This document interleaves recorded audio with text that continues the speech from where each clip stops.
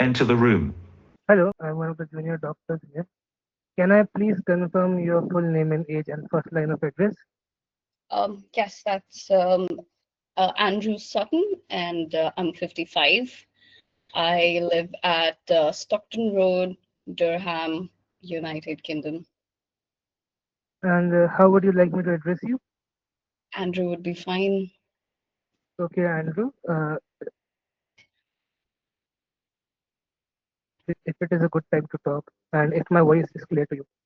Yeah, your voice is all right, and yeah, it's a good time to talk. I mean, I called. Okay, so what seems to be the problem? Well, you see, doctor, I'm calling to find out if I can get a PSA test done.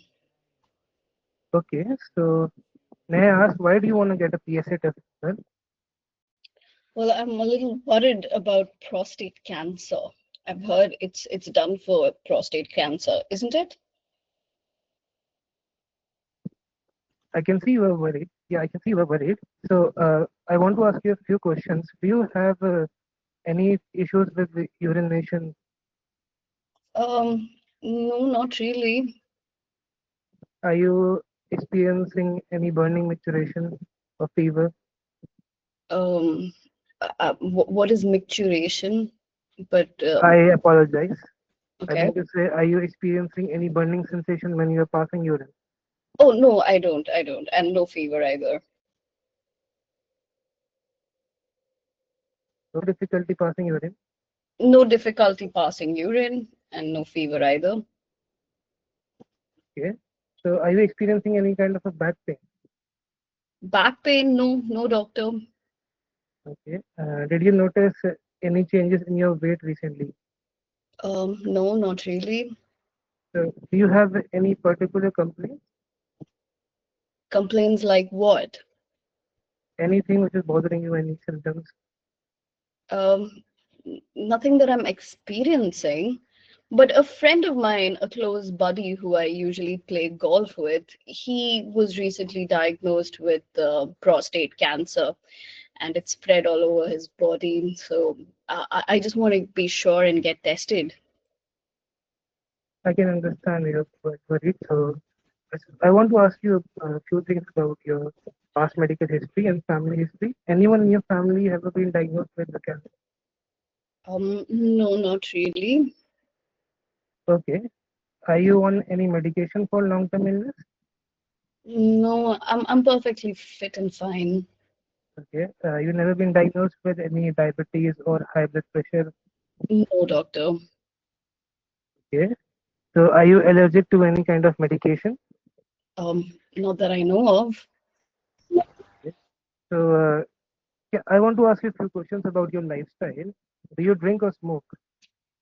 No, not really. I tend to avoid those things. Okay, that's good to know.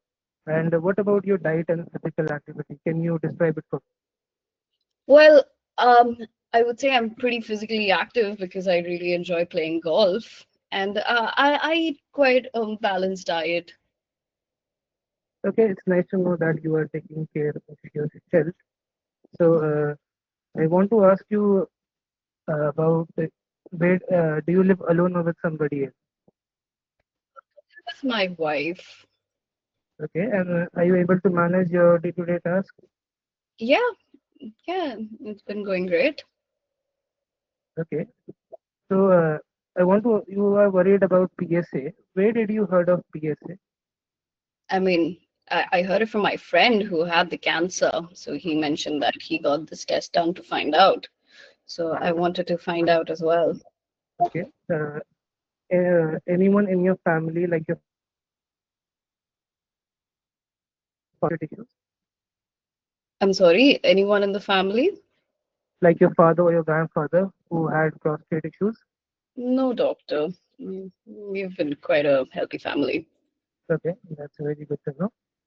Okay, so before I proceed any further, do you have, are you concerned about anything other than cancer? Not really. Just I think that that's a pretty big to have. Okay, and what are your expectations from this consultation? Yeah, I was hoping I could get a test done. Yeah, and you could tell me a little bit about what this PSA is and how do I get it done. Sure, I'll get to that. So basically, PSA stands for prostate specific antigen. All So right. what happens is that when the prostate is inflamed, uh, it releases certain chemicals, which is PSA, and it is increased in quantity when you have inflammation in the prostate. And however, in prostate cancer, it is increased by a large margin. So if you want to get this test done, I would suggest that you visit a or a laboratory to get these tests booked for you. I'm sorry, I 2 minutes remaining. what do I do to get this test?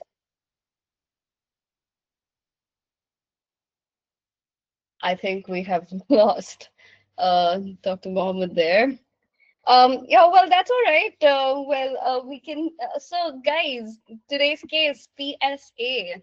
So, what do you guys think about PSA? Like, what can you tell me a little bit about this case? Like, would you actually do the test? Would you not do the test? Is it a part of a screening program? Anybody, any opinions, any idea about PSA? Anyone? You guys can raise your hand like this so that I would know that you're interested to talk, right? If you would want to, if you volunteer to answer. But all right, let's give you a little bit of an idea about PSA. So, as Dr. Mohammed very clearly mentioned, it is called prostate-specific antigen. And would you actually, is it part of a screening program? I mean, so it is not a part of a national screening program, but there is a provision. Yes, Dr. Shahid Aslam has written that male patients over the age of 50 can request it. That's true. But it's not a part of a routine screening program. What does that mean? Like, if even if they request it, would you actually do it for them? Or is there something that you need to inform them about before you actually proceed with the screening itself? Anybody? Any idea? You can drop your answers on the comment box as well. We can give it a go. All right. Uh, Move on to the next station. Yes, absolutely. 48 hours no exercise. That is one of the criterias because rigorous exercise does tend to, raise the PSA level. But Dr. Mohammed mentioned something interesting. He said that normally for a normal prostate, PSA does not get released. Is that correct? For a normal prostate, does PSA get released? No, no, no. I mean, even if a person is having a normal prostate, they would still, I mean, a PSA will be present. Absolutely, that is correct. Good job, Dr. Mishi. So that is absolutely true. I mean, it is a protein that does get released from the prostate epithelium, and usually, it gets, released at a, level that is not, abnormal. So there is a certain cutoff for different ages. So with progression of age, there is an increase of PSA levels as well. So by 50, it should be around 3 nanogram per liter. And by 60 to 70, goes to 4, and then subsequently 5. So as you can see, with age, it actually increases. But then there's still a cutoff to actually call it normal. And oh yeah, it could be 3.5 as well. So yeah, and definitely. So depending upon different hospitals, the cutoff value also sometimes does change. But if you do feel or if you do find that the levels are a little high, would you be worried about prostate cancer? Like right away, would you be actually worried about prostate cancer? What would you do immediately if you see that, say a patient of the age 55 comes with a PSA value of 6? What would your next immediate action be? Anybody? DRE, yes, absolutely. You would want to see any, abnormal growth. So you would actually do a DRE to find out. Repeat check, sex, intercourse, gym, protein intake. Yes, Dr. Irina is mentioning all the different reasons why PSA can also be normally increased. That's very true. So before actually doing the PSA test, you actually instruct them not to do these activities so that they don't get an abnormally high level. Yes, that's true. But what even after actually following all of the regulations of not doing the activities, they still get a high PSA level. Are you worried about prostate cancer? Anybody? Red meat intake also. Yes, absolutely. I'm not really sure about red meat intake. Red meat intake does not, I think, have anything to do. It might increase the chances of getting prostate cancer, but directly, if you take red meat on that day itself, it might not increase the prostate level for that day, Dr. Sana. But yeah, if you do get a high prostate level after following all the instructions, what would your next step be? I mean, after the DRE as well, you find that you have like a hard prostate. What would you do? You would be actually sending them for the cancer referral pathway. But the main thing to understand about this test is that it's not a routine national test, screening test, meaning like other screening tests like the bowel, the what to say, the breast screening test, which after a certain age you actually are required to do. These are not something that is that mandatory, even if you do have symptoms. Why? Because PSA is a very non-specific marker. It has very low specificity, it has very low sensitivity. So even if the PSA does come high, it does not mean that the patient might have cancer. They will be definitely sent for the cancer pathway, 2-week cancer pathway, just to rule out the possibility. But it doesn't mean that it's a very good specific test. And moreover, even if they do have low PSA, it doesn't mean that the chances of prostate cancer has been ruled out. So it has both low specificity and low sensitivity. So every time a patient is requesting for the PSA test, you actually tell him this reason, saying that PSA being high does not really mean that they may have cancer. They will be sent for further testing, but that does not really warrant them to have cancer. Right. So it's seen like in a lot of studies that people who actually do PSA and do get a high result for it, it does induce like a lot of worry and a lot of fear in their people. Right. So because of this mass reaction to this particular test and its low sensitivity and specificity, they usually warn them. They have a discussion before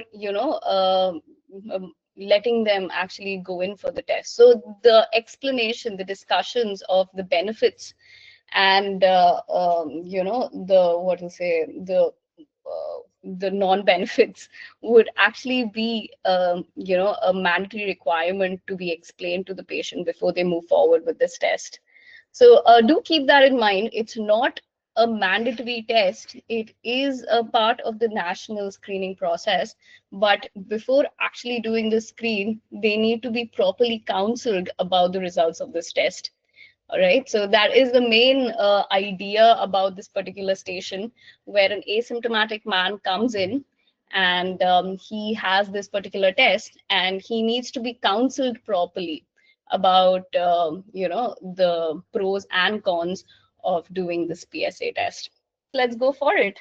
So since this explanation was already given, I'm going to quickly go on to the second part. So you will have the second turn for the case repeat. How does that sound?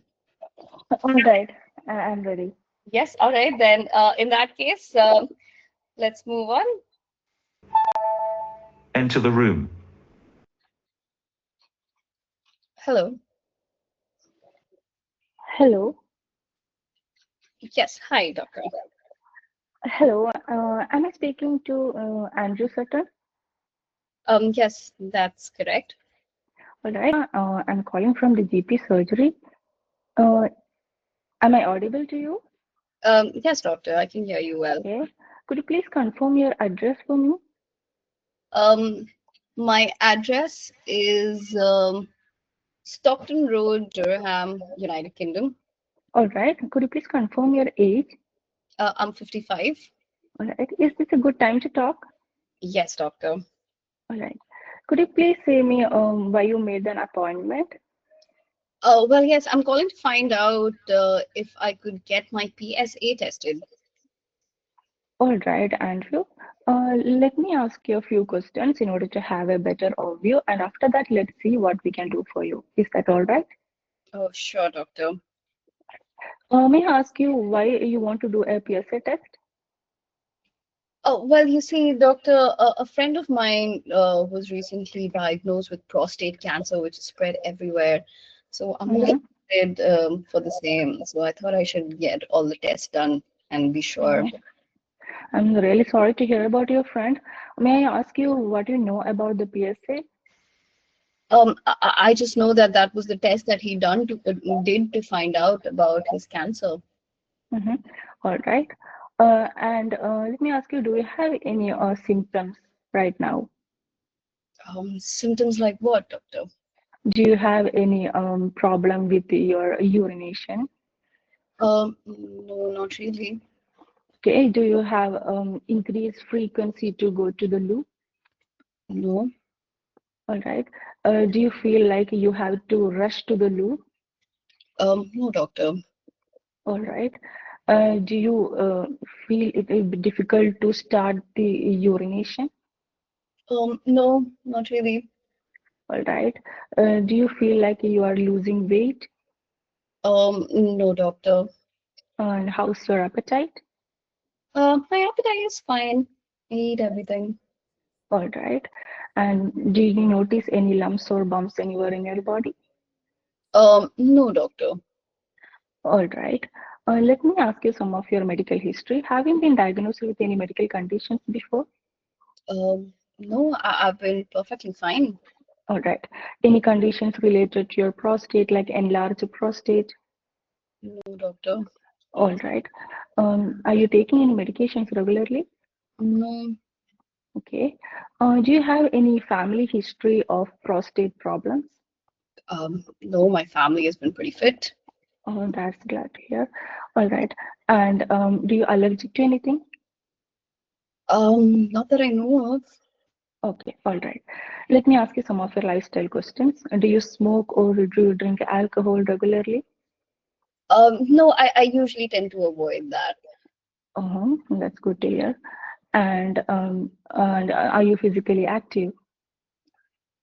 Yes, I do enjoy playing golf. That's great. And what do you do for a living? I'm an accountant, doctor. All right.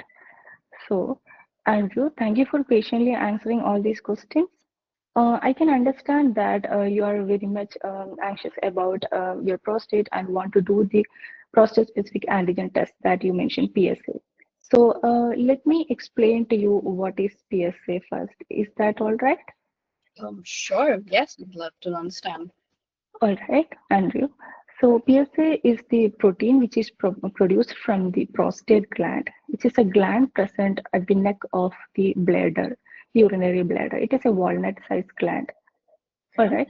So this PSA can be produced from the prostate normally and also in certain abnormal conditions, which is related to prostate, one of which is prostate cancer. Am I clear? All right. Yes. Mhm. So let me ask you what is bothering you the most? Well, I just want to, make sure that my prostate is pretty healthy, and I Mm-hmm. don't have such Mm-hmm. issues like my friend did. Mm-hmm. All right, Andrew, I can see that you're very much concerned about that.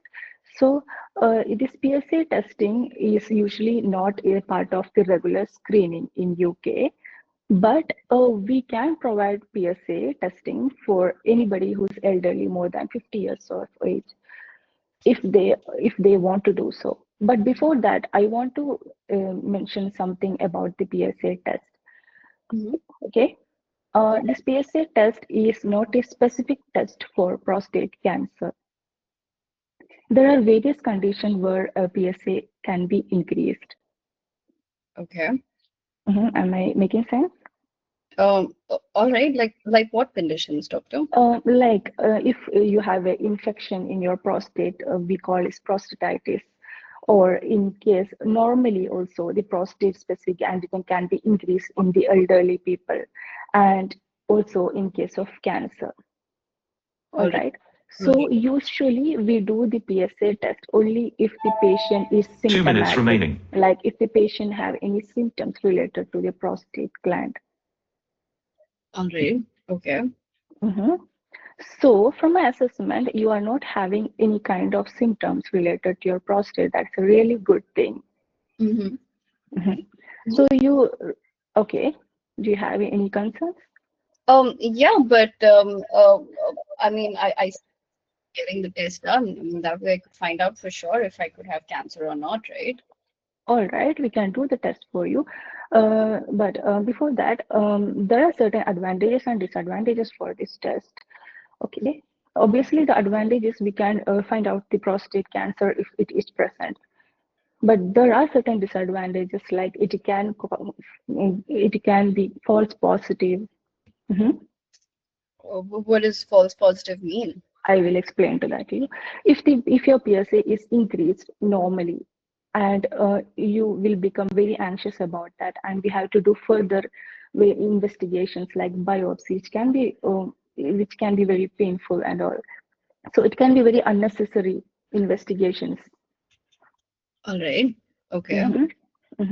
So that is why usually we do a prostate specific antigen test only in case if it is really needed. All right. So since I'm symptomatic, I don't need this. Is that what you're trying to say? Yeah, since you are not having any kind of symptoms and you're healthy now, so it is really not recommended for you to have this test. But if you really need it, we can assist you with that also. All right. Yeah, sure. Yeah, that makes sense. So, what is your decision? What happens then? If you are going with the test, I'll be giving you certain instructions so that we can follow after coming to the test. Move on to the next station. Good job. I mean, you did a lot of good, explaining there, and I was really impressed by the way you were actually explaining what a PSA is. But the main thing is, you can't. I wouldn't say that you should say you recommend. Okay. Because even without symptoms, you can actually have prostate cancer, can't you? Yeah, yes. It's not that since he is asymptomatic, you don't recommend it. You have to actually tell him the benefits and the drawbacks properly. Saying that even if PSA does come high, it doesn't always mean that it could be prostate cancer. Prostate cancer is just one of the causes. Okay. State of false positive. Explain that false positive a little bit.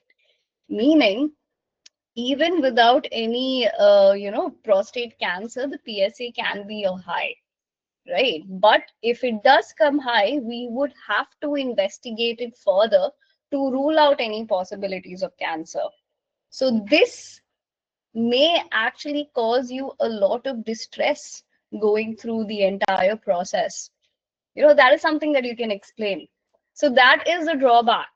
So because a lot of people, I mean, if you actually tell somebody that there may be a chance of cancer for some thing that is not that specific, I mean, I think somebody's given the specific percentage. There's around 75% specificity to it. It's pretty low. 75% is actually pretty low. Usually for a specific test, you don't actually take something less than 80, for a gold standard, and this is nowhere near gold standard. So definitely you would actually have to tell him that, even though since, it may come high, we will have to put you through all that, right? And it's not, and most of the times, you might know, and some, often times than not, you may not actually have anything related connected to prostate cancer, right? So that is the drawback of this. It's not very specific, right? And also the sensitivity aspect of it, meaning that, you know, even if it does come low, it doesn't rule out the possibility of cancer as well. Do you understand? Yes, yes, right. So you have to explain both the aspects, you know, so it's neither sensitive nor specific. So there you go. Uh, so let's quickly look at the performance. So we have the performance sheet that Dr. Rohit has marked. I will quickly pull it up for you. Just one moment.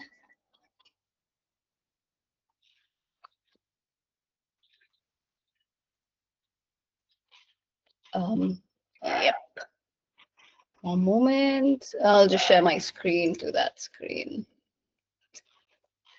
All right, there you go. So,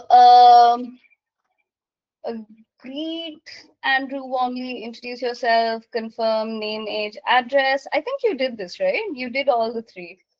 I'll give you a yes for that. Telephone etiquette, check connection. If this is the best number to get back. Yeah, I think he did this one as well. Oh, you didn't ask full name. All right. So that is the thing. Okay. So did you ask full name for the patient identifier? I think I didn't ask the full name. Yes, then definitely Yes. your marks will be reduced for that. So definitely keep that in mind. All right. Then focus history. Ask Andrew about the main concerns why he wanted a PSA test. This is very important. You know, even though you may, so whenever somebody comes up with an investigation saying that I want this test, two questions that you should always ask is, what do you already know about the test? Why do you want to have it? Right? What do you know and why? These are the two questions you need to understand to, you know, before you go into the symptomatic questions.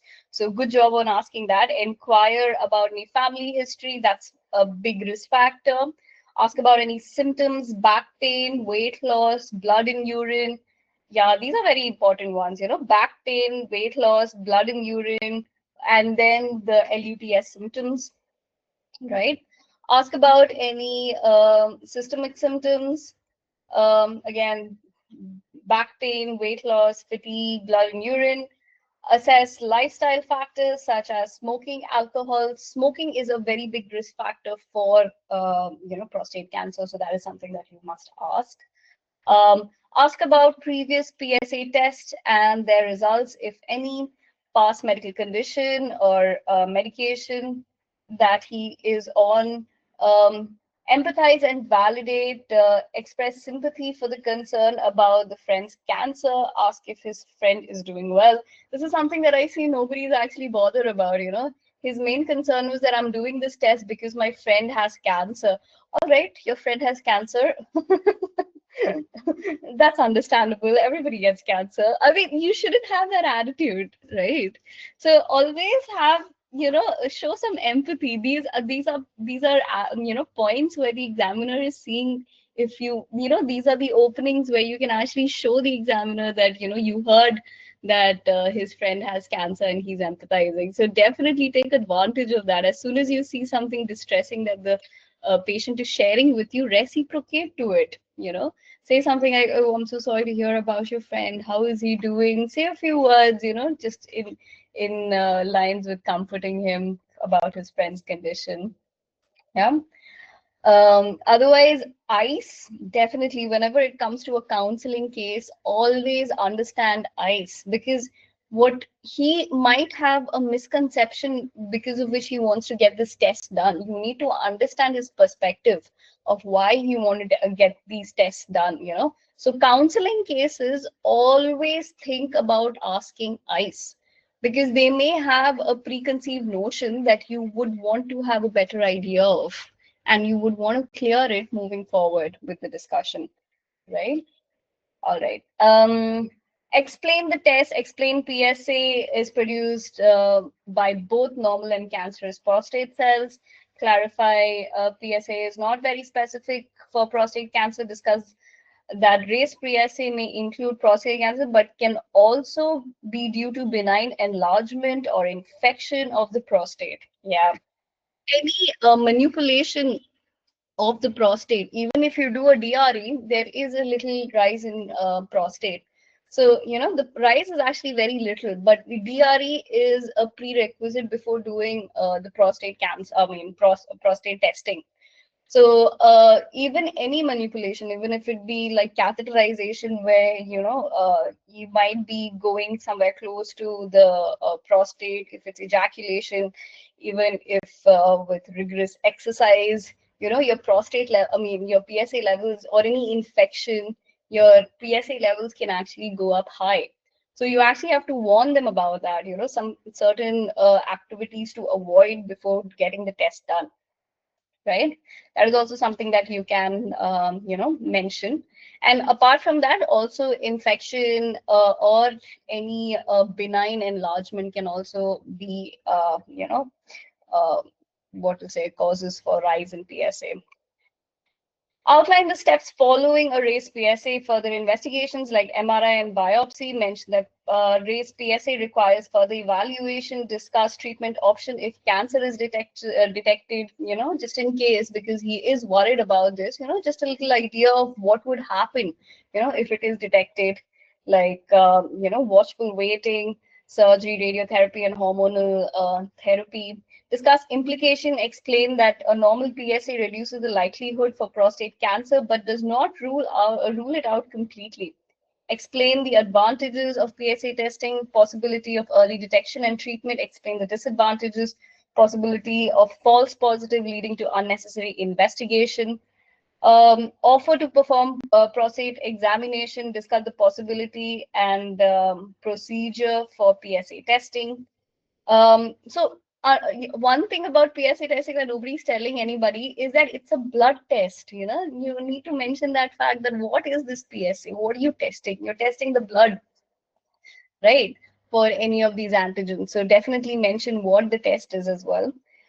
Provide written information, leaflets, or email. You can send him a few more, what to say, information regarding this test and the possibilities of having prostate cancer. Safety netting.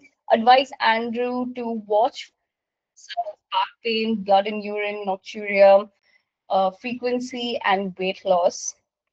Interpersonal skills, communication, use clear, non-technical language. That was done properly. Yeah, there is a lot of instances where some of the technical languages, words can creep in. Allow Andrew to ask questions and provide thorough answers. Good job on that.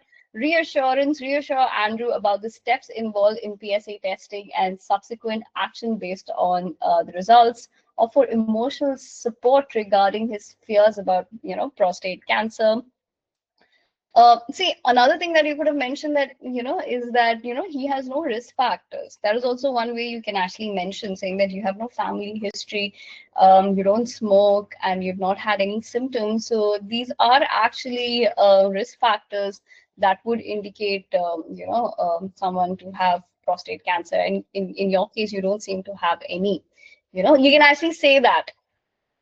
Right, and then say that PSA testing, it does not usually mean, even if the results come high, it does not really mean that, the patient might have prostate cancer. And even if it does come low, it does not rule out the possibility. So I just want to, mention that to you about PSA, right, before you go in for this test. Because that is the most important thing, because they are, at this point, you can see that this person is heavily relying on the PSA, whether or not he could have, the possibility of having prostate cancer, which is not really the case, right? So that is something that you need to communicate to this patient. But if he does have a high PSA level, he would be needing to go for, further testing in the form of the 2-week referral pathway, cancer referral pathway. So that is the disadvantage. So one other thing about prostate cancer, it's something known as an indolent cancer. Have you guys heard of this term before? So this actually means that this is a very slow growing cancer without much symptoms initially, right? So even if the patient had to go through the entire, routine of testing and, getting treatment, it would actually increase the burden in his life as compared to if he had to go without knowing that he had cancer. Right. So that is one interesting thing about prostate cancer, since it's such a slow growing cancer. It's not given so much importance for screening. Only if there are symptoms, then only would you actually want to go in for testing. For an asymptomatic person to actually get the PSA testing done, and even if they do find out that he has prostate cancer, it would be a while before it starts getting at a phase where it's really affecting his daily life. Instead, if you actually start treatment, you actually start affecting their daily life more sooner as compared to if they hadn't known.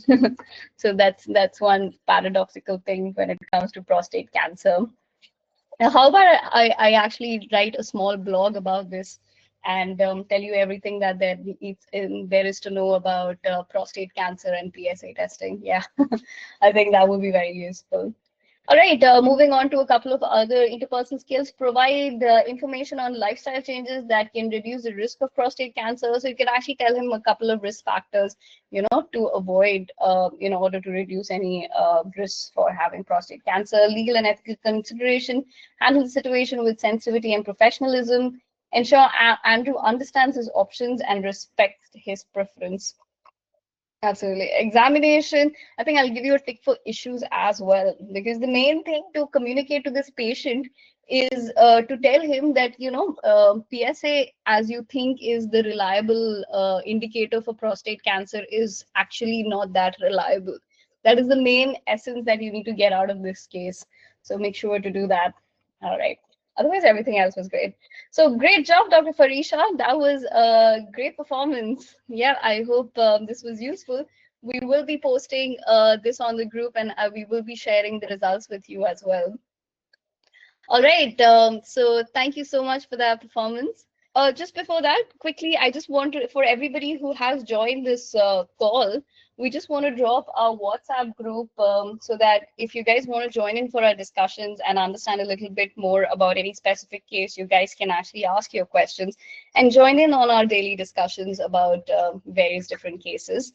And what I am showing on the screen is, our platform for the TuringMedSchool called the OSCE workbench, where we have managed to integrate all the talking stations, about 540 cases, and each case we have made it in such a way that you can understand the case a little better by checking out in the review mode, where you can see a case overview with key points on data gathering, management, and interpersonal skills.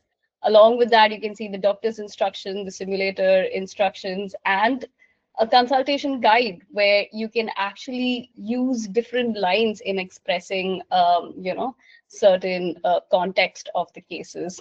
So we have incorporated important lines that you can actually use in your consultation for this particular case and every other subsequent cases. And if you go to the practice mode, this is exactly what we use to conduct our practice sessions if you have a practice partner. And just in case if you don't have a practice partner, we have also incorporated an AI where you can practice with the AI. So I'll just give you a short demo of this. So similar to our practice sessions, the AI actually, you can have a seamless conversation with the AI. And we have made the environment for this case similar to how it would be in the PLAB 2 exam, where the candidate information would be kept outside the door, and you would have a 1.5 minutes of reading time. So, Begin.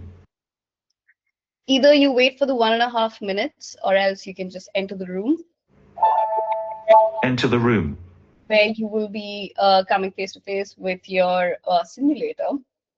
And a 8-minute timer goes, starts, and then you can talk to your simulator as well. Hi, my name is Dr. Anne. I'm one of the doctors from the GP surgery today. May I confirm who I'm speaking with and your full your age? Hello, Dr. Anne. I'm Andrew Sutton, and I'm 55 years old. Thank you, Andrew, for confirming that. Could I also please confirm the first line of your address? Sure, it's Stockton Road. Thank you for that. And Andrew, am I audible? Can you hear me clearly?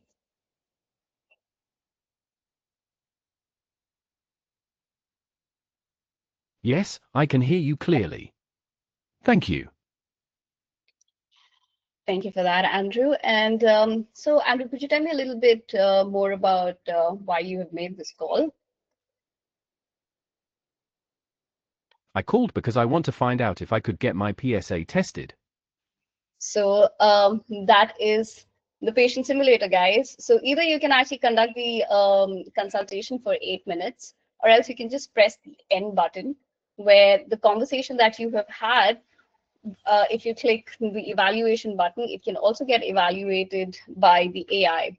So depending upon the conversation, we have a checklist where you would actually see all the points that you have covered and missed in all the 3 domains that is tested for the exam, which is data gathering, management, and interpersonal skills. So as you can see over here, you have data gathering, all the points that are covered, partially covered, and missed, management and interpersonal skills subsequently. And all the times you practice, it gets stored within the performance analysis, and it gets stored by date and time. So since this is the only practice that was done, it's given the date as well as the time and the entity that you've practiced with. So seeing that it's the AI, so you have like a robotic emoji there. All right, guys, so that was the patient simulator. So let's get back to our discussion quickly.